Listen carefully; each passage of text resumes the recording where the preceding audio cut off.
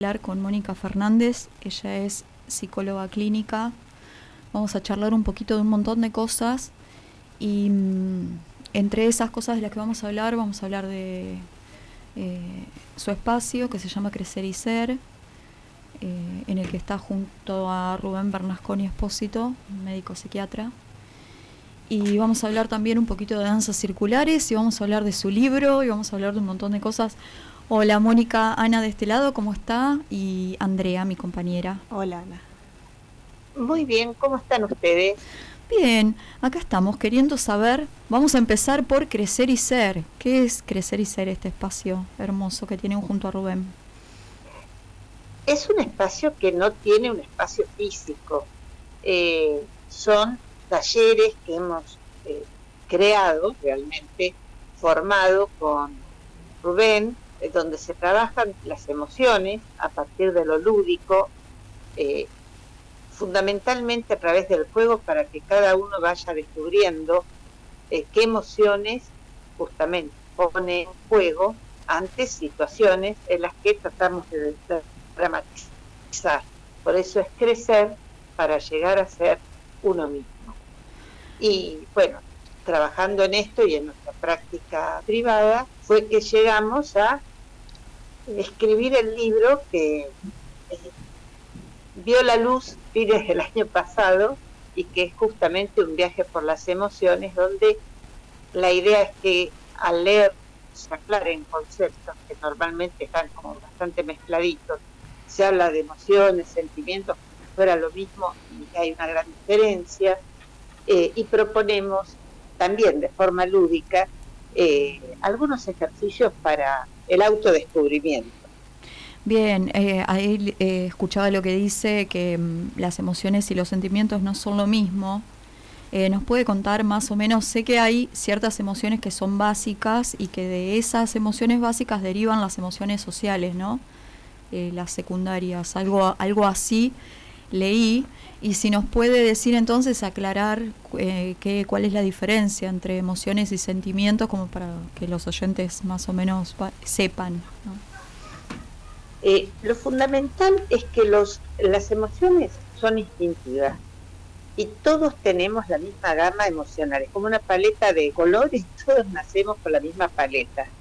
Después, hay la parte social que va inhibiendo determinadas emociones, que las va calificando como positivas o negativas, y en realidad, al ser instintivas, cada una cumple una función y se manifiestan a través de lo corporal y lo gestual, que es nuestro lenguaje de base como animales, porque no somos ni vegetales ni minerales.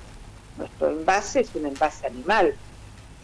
Entonces, cuando sentimos miedo, por ejemplo, se aloja en determinadas partes de nuestro cuerpo, en determinados órganos, que si no lo trabajamos, no lo vamos reconociendo como tal y le vamos dando curso, terminan enfermándonos y aparece una patología que después aparecen las medicaciones para tapar tal o cual síntoma, y en realidad la base es emocional. Pero lo importante es tener bien claro que una emoción no es positiva ni negativa. Siempre que aparece es para marcar algo, de lo cual podemos ser conscientes o no. Y la diferencia con el sentimiento fundamental es que el sentimiento sí pasa por el razonamiento, porque a partir de una emoción o no, yo voy generando un pensamiento acerca de la otra persona, me gusta, no me gusta, por qué me gusta, o por qué no me gusta, ya pasó por la razón. La emoción es rápida y es física en sus manifestaciones. Después, lo mejor que nos puede pasar es darnos cuenta que la originó, para darle curso, porque si no le damos curso y queda aprisionada en el cuerpo, y muy probablemente termina en una enfermedad. No sé si soy clara con lo que estoy diciendo. Las emociones no trabajadas, no reconocidas, que se cristalizan en un síntoma, dice usted. Perdón, no te escuché bien. como decimos por ahí en las terapias, emociones que no son identificadas buscan expresarse y se cristalizan a través de un síntoma físico. Exacto, es exactamente así. Y nosotras sabemos de su libro, Un viaje por las emociones. ¿Cómo podría expresarnos, así con algunos términos, cuál sería el recorrido que haría el lector a través de las páginas de su libro? El recorrido básicamente es partir de qué nos indujo a escribir el libro, que está en el prólogo, después las definiciones de emoción, sentimiento, afecto como vínculo y pasión, y siempre ponemos ejemplos de tipo de desdramatización, algo que uno termine con una sonrisa en su automirada. Hablamos de los 4 elementos que están en la tierra y están en nosotros, cómo se manifiestan emocionalmente, o sea, el reconocimiento del agua, la tierra, el fuego, el aire, en nosotros, en su manifestación física, lo emocional. Cuando decimos, me quedé duro o me quedé como una piedra o de piedra ante tal situación. Y sí, porque la parte muscular y ósea es asimilable a la tierra. Entonces nos quedamos de piedra, por ejemplo. Tenemos un montón de dichos populares que manifiestan estos 4 elementos funcionando en nuestro cuerpo y que tienen directamente que ver con lo emocional. Después agregamos un mapa emocional, o sea, en qué parte de nuestro cuerpo prioritariamente se manifiestan las 5 emociones, las que hablamos en el libro, y proponemos en un dibujo que cada uno, con el color que le atribuimos a las emociones, coloree su propio mapa, y dentro de unos meses, si hizo las ejercitaciones o se puso a repensar sobre sí mismo, se fije si lo colorearía igual o no. O sea, es realmente de una automirada, y también para ayudar a mirar al otro, porque si yo puedo reconocer signos físicos en el otro de miedo o de tristeza o de angustia, también voy a terminar siendo más empática. Claro. Así que hacemos todo ese recorrido y terminamos con algunos artículos que fuimos escribiendo justamente durante la pandemia y que tienen que ver con el yo emocional. Bien, Mónica, la saco un poquitito de todo esto y quiero preguntarle, que yo me había inscrito y no pude ir, tuve que trabajar el otro fin de semana, ¿qué son las danzas circulares? Esto que nos está invitando este fin de semana que pasó a esto que se llaman danzas circulares. ¿Es una terapia? No, las danzas circulares son terapéuticas, pero no es en sí una terapia.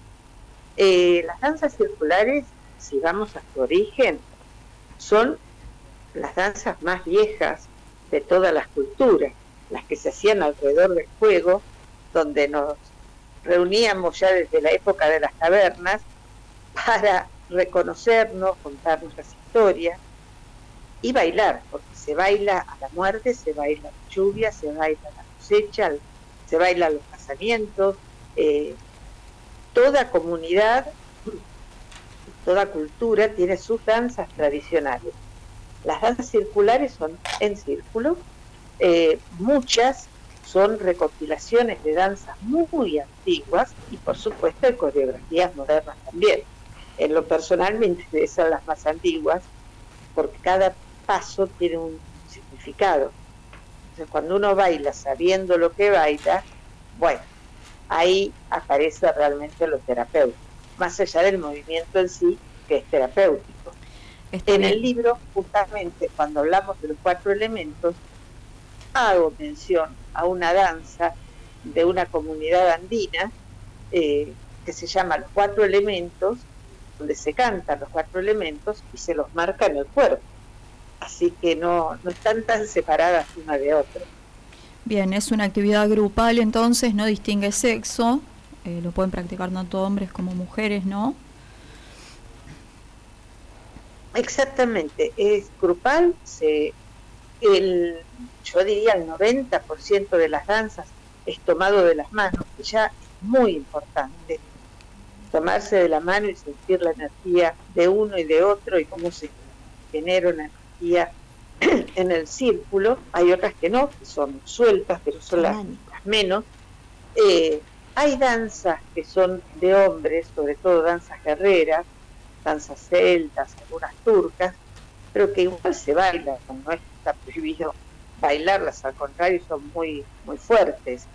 Y danzas de mujeres, también muy antiguas, que tienen que ver con todo el lado femenino del caminar la tierra. Y otras que, bueno, igual hoy en día todos bailamos todas. Y es muy lindo bailar en una ronda mixta, porque la energía que se genera es mucho mayor. Qué bueno, así que no solamente es algo que actúa sobre el cuerpo físico, sino también sobre los cuerpos sutiles, ¿no? Estamos hablando de algo mucho más profundo, no es solamente una actividad de baile común, sino algo mucho más íntimo, por decirlo de alguna manera, ¿no? Algo así. Y sí, tiene que ver con el sentido de comunidad, tiene que ver con la espiritualidad, depende también las danzas que quien focaliza el encuentro haga hincapié. Por ejemplo, vos estabas invitada el sábado pasado y al grupo que fue, la propuesta que quedó y que la aceptaron, bueno, en julio se empieza a festejar el mes de la tierra.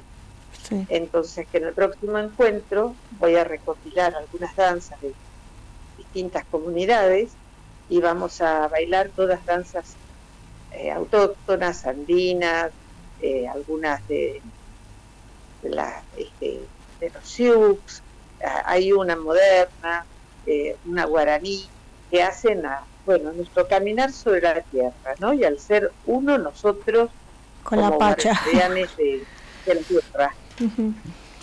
Bueno, Mónica, muchas gracias por todo este recorrido. Nos quedamos sin tiempo, son las 3 de la tarde y tenemos que cerrar el programa, la vamos a volver a llamar.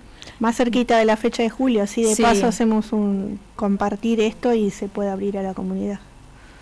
Si está de acuerdo. Bueno, perfecto, yo no tengo ningún problema.